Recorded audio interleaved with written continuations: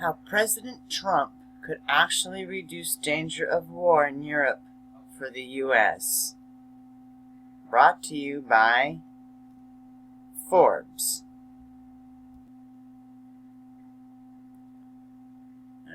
Political elites in Washington are fearful of the changes President-elect Donald Trump might bring to America's security relationship with Europe. During his campaign for the White House, Trump repeatedly questioned whether North Atlantic Treaty Organization, NATO, was still a good deal for America, and praised Russian leader Putin for his leadership qualities. Trump talked with Putin shortly after winning the election and signaled that he would be less inclined to punish Moscow for its recent challenges to the status quo. Although Trump has assured President Obama and European leaders that he will not simply abandon NATO, it is clear change is coming, and with good reason. Under President Obama, regional security has deteriorated to a point where the U.S. Army thinks war could occur within 5 years. Rather than moving forcefully to prepare for and thereby deter such conflict, America's European allies have followed their usual practice of asking Washington to put its own security on the line to compensate for their military deficiencies. Trump is right to question whether the U.S. should follow this path.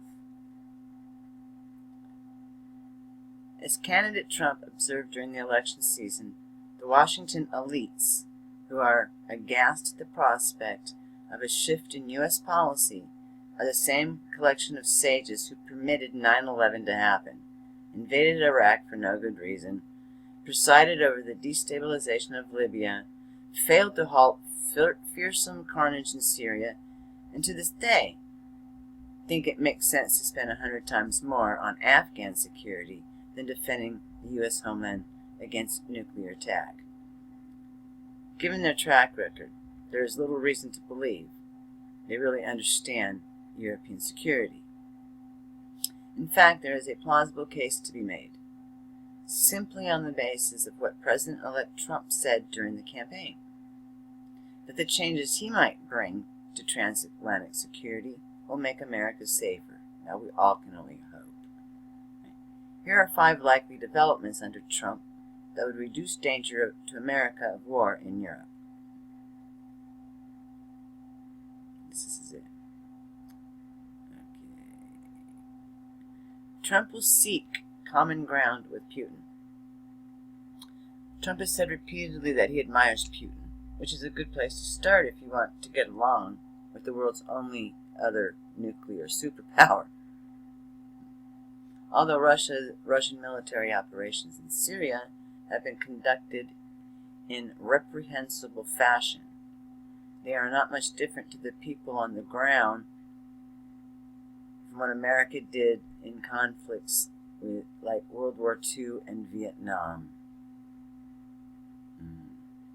Trump has the sense to see that U.S. interests are not advanced by assuming Russia is the enemy, and that deploying NATO forces in what Newt Gingrich has called the suburbs of St. Petersburg raises legitimate security concerns for Moscow. So, Trump will seek common ground with Putin, particularly in fighting radical Islam. Trump will insist Europeans take the lead in protecting themselves. The U.S. provides over 70% of all NATO military spending, even though European members of the alliance collectively generate more economic output. As a result, European capitals look to Washington for items like missile defense that they should be providing for themselves. Absolutely. Consider the case of Germany, once the world's most fearsome military power.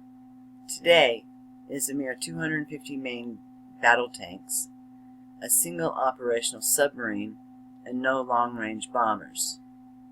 It also has a huge pacifist movement. That's certainly preferable to a return of fascism, but Trump is right to suspect there's a middle ground where countries like Germany can do more for their own security. Amen. Trump will fix the mismatch between U.S. commitments and capabilities. When it comes to European security, the Obama administration has practiced the opposite of what Teddy Roosevelt preached. It speaks loudly, but carries a little stick. It is foolish to continually affirm U.S. security guarantees to countries that are a 1-hour plane ride from Russian heartland while failing to sustain capabilities required to defeat Russian military moves. Trump's plan to revitalize U.S. military forces can strengthen deterrence in Europe without aggravating Moscow by quickly enhancing the firepower, communications, and protection of U.S. ground forces while keeping the F-35 fighter, which Russian radar can't see, on track. Alright, well, that's it. Okay.